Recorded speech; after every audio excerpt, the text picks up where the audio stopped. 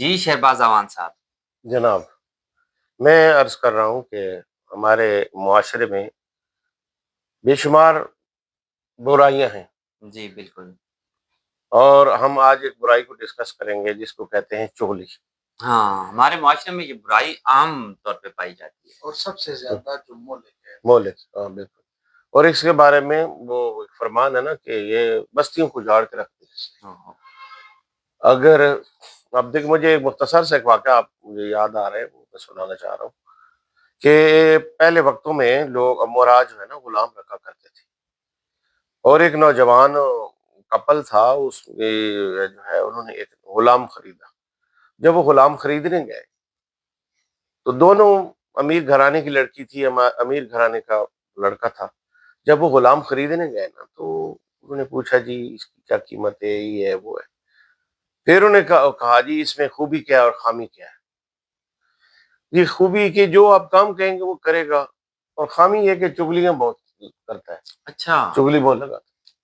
تو انہوں نے کہا جی یہ تو معمولی بات ہے، کوئی نہیں، دے دیں، کوئی بات. یہ بھائی معمولی بات. وہ غلام خرید کے لے آئے. اب غلام جو تھا چونکہ وہ بکتے تھے، تنگ آ گیا انسان تو اس نے بیچ کے آگے دوسرا غلام لے لیا ہے جی. تو وہ گھاٹ گھاٹ کر انہوں نے پانی پیا ہوتا تھا.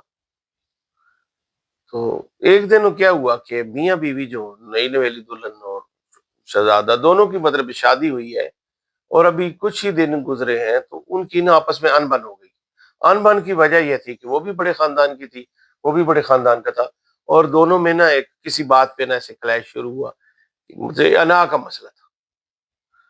اب جب انسان طیش میں ہوتا ہے نا تو وہ یہ بھول جاتا ہے مجھے کون سا جملہ نہیں بولنا، کون سا جملہ بولنا. یہ انسان کو طیش میں غصے میں پتہ نہیں چلتا. بالکل، اسی لیے غصے کو حرام کیا گیا ہے بالکل کہ اس کے بہت زیادہ نقصانات. ہاں بالکل.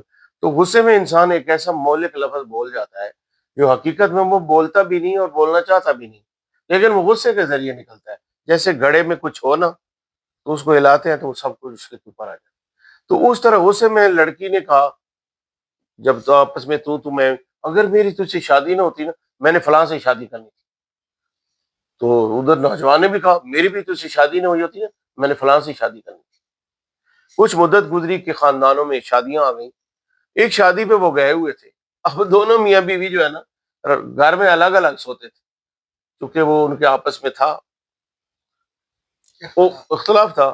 تو اب وہ جو شادی آ گئی وہ قریب قریب، تو اس میں گئے تو دونوں پھر ایک دوسرے کو پھر تڑکا لگانے لگے.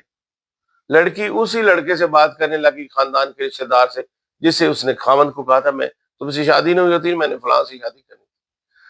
تو ادھر وہ لڑکا جو ہے نا وہ بھی خاندان کی ایک لڑکی جو وہاں موجود تھی وہ اس سے سلام دعا کر رہے، لیکن یہ دور دور سے ایک دوسرے کو دیکھ رہے.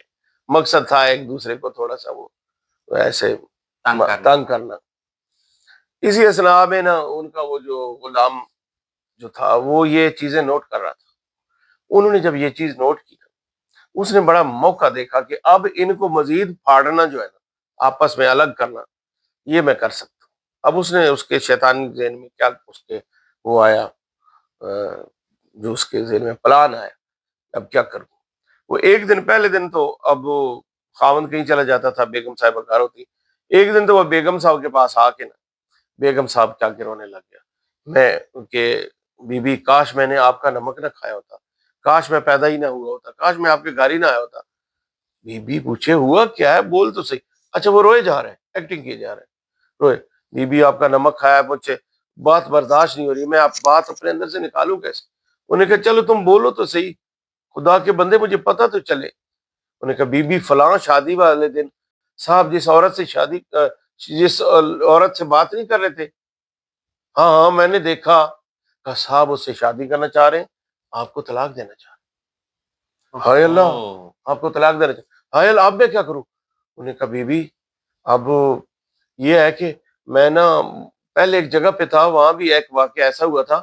تو اس بی بی نے نا ایک اس طرح لے کے نا وہ تھوڑا سا وہ خاوند کی داڑھی کے نا ہلکے سے بال اتر دیے تھے، ٹونا کیا تھا.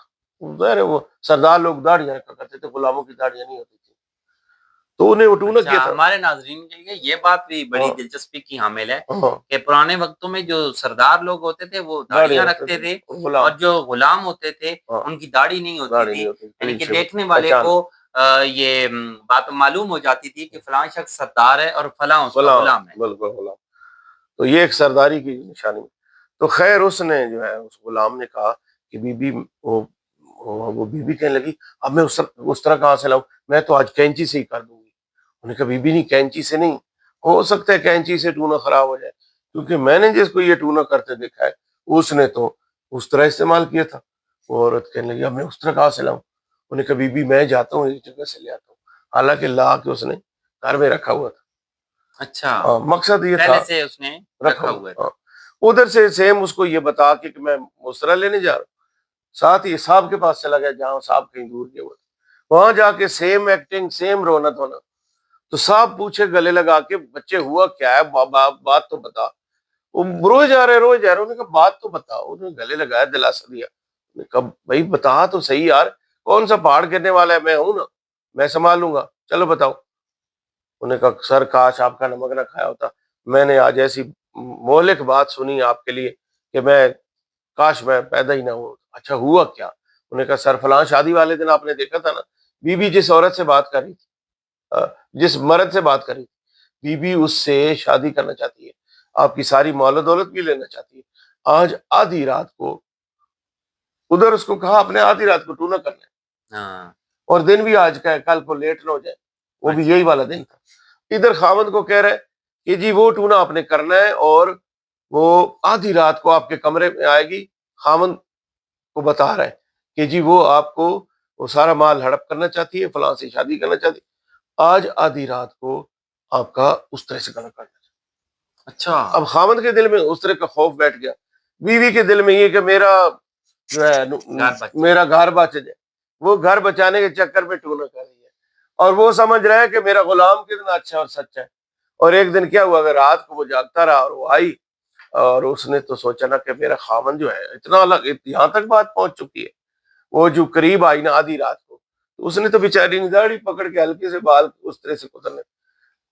اس نے خامن نے کیا کیا، اس نے جھپٹ کے نا اس کے گردن کے بالوں کو دبوچ کے اس کی گردن کو یوں مروڑا، اور ایک ہاتھ سے اس کی کلائی پکڑ کے اس کے ہاتھ سے اس طرح چھینا، اور گردن کو ایک مروڑ دے کے اس کو کہتا ہے قاتلہ تو میرا گلا کاٹے گی، یہ لے پھر مال لینے کے لیے تو میرا گلا کاٹے گی. اتنی سی بات ہوئی، غلام نے اندر سے دل میں تالی بجائی، لو جی میں نے جو کام کرنا تھا کر دیا. بڑی مدت بعد پتہ چلا کہ یہ جو شرارت تھی اس میں کون تھا شریر. وہ شریر کون تھا؟ وہ غلام، جس کے اندر ذہن میں شر تھا. اور استعمال جو ہوا وہ کیا تھا، مین چیز تو چگلی تھی نا.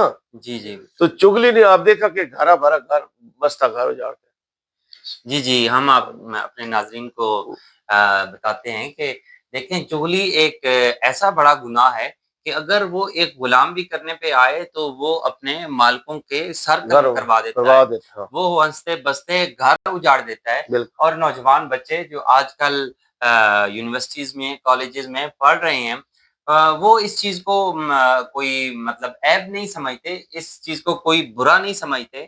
اور پھر ہماری مائیں بہنیں بیٹیاں گھروں میں خواتین اور مرد حضرات بھی معمولی سمجھتے ہیں. عام طور پہ روٹین میں وہ چغلی غیبت وہ کرتے رہتے ہیں. اور ان برائیوں سے ناظرین آپ خود سماعت کر رہے ہیں کہ کتنے بڑے بڑے نقصانات ہو جاتے ہیں.